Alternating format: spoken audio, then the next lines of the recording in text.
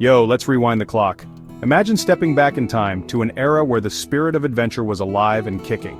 Back in 1892, Abercrombie Fitch started as an outdoor gear store.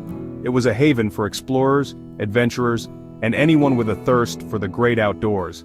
It was all about exploration and adventure. The store was filled with everything you could possibly need for a journey into the unknown. They outfitted Teddy Roosevelt, man. Yes, the same Roosevelt who was a Rough Rider and a president. He was a symbol of rugged individualism and the pioneering spirit. This wasn't your average mall brand. Abercrombie & Fitch had a legacy, a story that set it apart from the rest. Think high-end, like Patagonia, but for the preppy set. It was a brand that exuded a certain level of sophistication and exclusivity. Fast forward to the late 90s. The world was changing, and so was Abercrombie & Fitch. A guy named Mike Jeffries takes over. He wasn't just any CEO, he was a visionary with a radical plan. He had a vision, a radical one. Jeffries wanted to transform Abercrombie from a dusty old brand into a symbol of cool.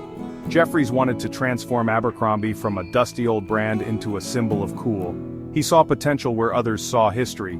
He wanted to bottle that high school popularity and sell it. Jeffries understood something powerful.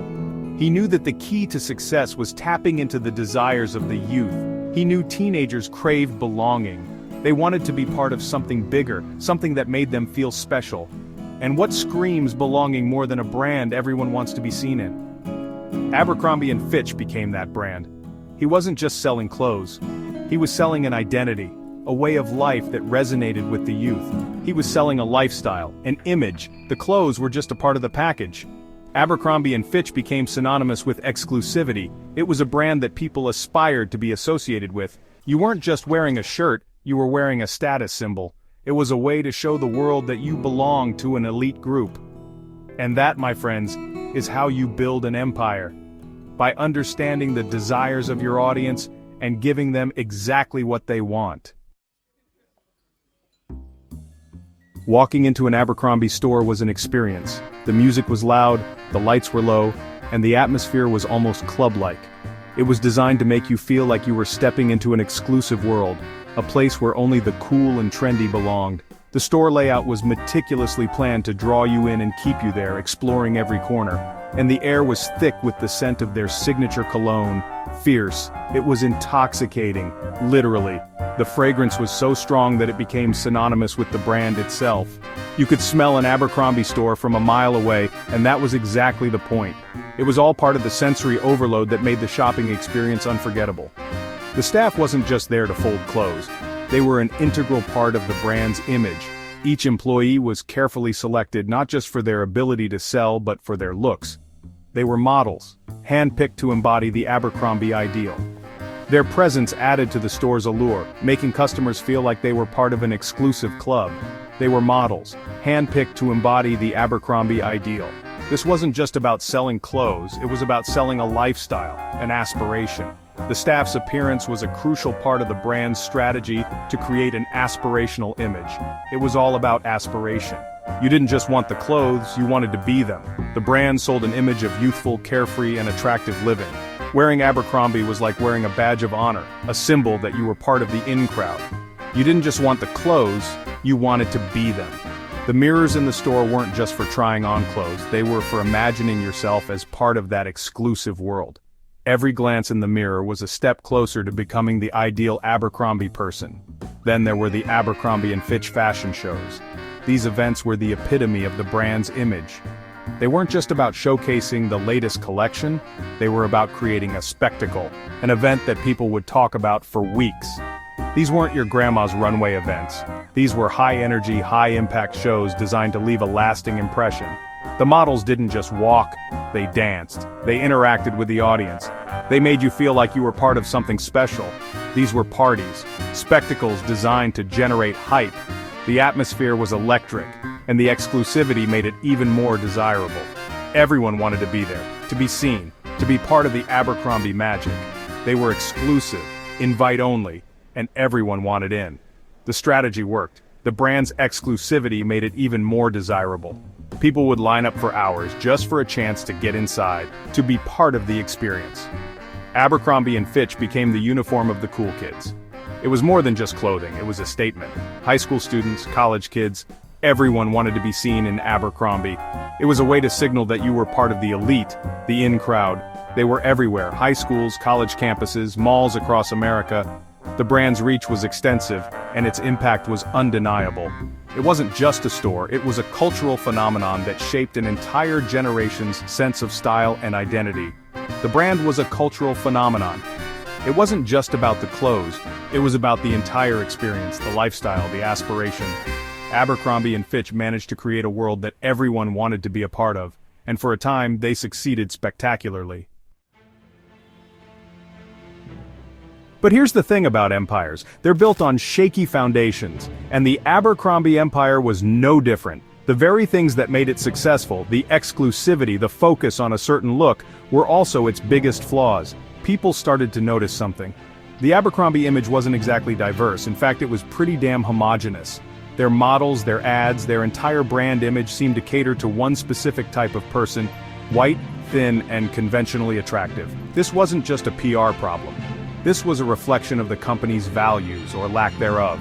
Word got out about discriminatory hiring practices and offensive slogans. People felt excluded, marginalized, and they weren't going to stay silent. Remember all that hype Abercrombie & Fitch built? Well, it started to backfire, big time. Protests erupted, people took to social media to voice their outrage. The brand that once represented aspiration now represented everything wrong with the fashion industry. Lawsuits were filed, the company was accused of discrimination. They tried to do damage control, but the damage was done. The public had spoken, and they weren't buying what Abercrombie was selling anymore. The fall was swift, their sales plummeted. Store after store began to close. The once thriving kingdom of cool was crumbling. Remember those packed Abercrombie stores blasting music and overflowing with customers? Yeah, not so much anymore. Walking through a mall today, you might stumble across an Abercrombie store looking more like a ghost of its former self. The lights are still dim, but the energy is gone. The music is a whisper, a faint echo of its former glory. The shelves are stocked, but the customers are nowhere to be found. The brand that once dictated trends was now desperately trying to keep up. They tried rebranding, toning down the overt sexuality in their marketing, and even dimming the lights, literally. But it was too little, too late. The damage was done. The Abercrombie reign was over. Section 6. A new era, a new image, attempts at reinvention. Look, no brand wants to become irrelevant. They tried to adapt. They ditched the shirtless models and the dark store aesthetic. They even hired a new CEO. They wanted to be more inclusive, more diverse. They launched new lines, embraced body positivity, and collaborated with diverse influencers. They wanted to show the world that they had changed, that they were listening. But changing your stripes isn't easy, especially when your stripes were basically painted with a giant neon sign that said, "Exclusive." People were skeptical. Were these changes genuine, or were they just a desperate attempt to cling to relevance in a world that had moved on? Section 7. The ghosts of malls passed Abercrombie & Fitch in the age of online shopping. Here's the thing. Abercrombie's decline wasn't just about their image. The entire retail landscape was changing. The rise of online shopping, fast fashion, and brands with genuine social responsibility made it hard for a dinosaur like Abercrombie to compete. The internet gave rise to a new kind of cool. It was no longer about fitting in, it was about standing out. Individuality was celebrated, and cookie-cutter brands like Abercrombie just didn't fit in this new world. Section 8. Lessons from the fall. What can other brands learn? The rise and fall of Abercrombie & Fitch is a cautionary tale. It serves as a stark reminder that no brand, no matter how iconic, is immune to the consequences of poor decisions and outdated practices. Abercrombie & Fitch once stood as a symbol of youthful exclusivity and aspirational lifestyle, but its downfall was swift and brutal. It's a lesson in the dangers of exclusivity, the importance of authenticity, and the perils of ignoring societal shifts. Brands that build walls around themselves, creating an image of unattainable perfection, risk alienating the very audience they seek to attract. The fashion industry is ever-changing, and the need to evolve with the times is paramount. What was trendy yesterday can be outdated tomorrow. Brands must stay ahead of the curve, constantly innovating and adapting to new trends and consumer preferences. Brands can no longer afford to alienate. Inclusivity is not just a buzzword, it's a business imperative. Today's consumers demand representation and inclusivity in the brands they support. They want to see themselves reflected in advertising and product offerings. They can't just sell a product, they have to sell a story, a set of values, a vision for the future. Consumers are looking for brands that align with their own values and beliefs. They want to support companies that stand for something meaningful. In today's world, they have to stand for something. Whether it's sustainability, social justice, or ethical practices, brands need to take a stand on issues that matter to their audience. In the age of social media, transparency is key. Consumers have access to more information than ever before, and they are quick to call out brands that are not genuine.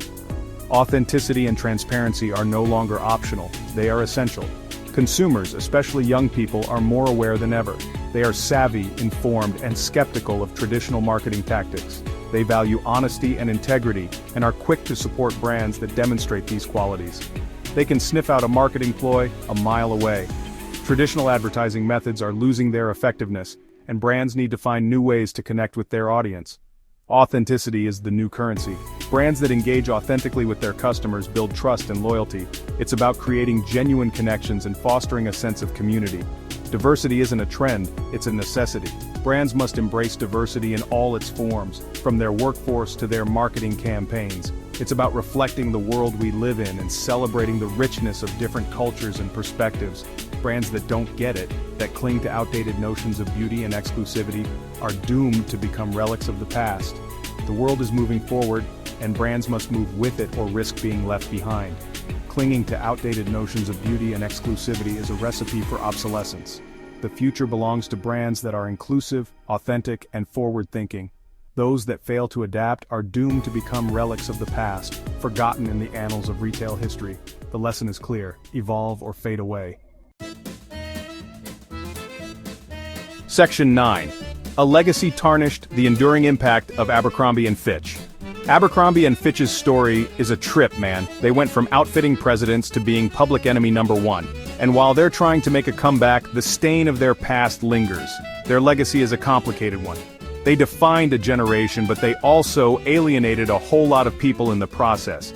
The Abercrombie & Fitch saga is a reminder that even the most powerful brands aren't invincible. It's a story about the fickle nature of cool, the power of public opinion, and the importance of learning from your mistakes.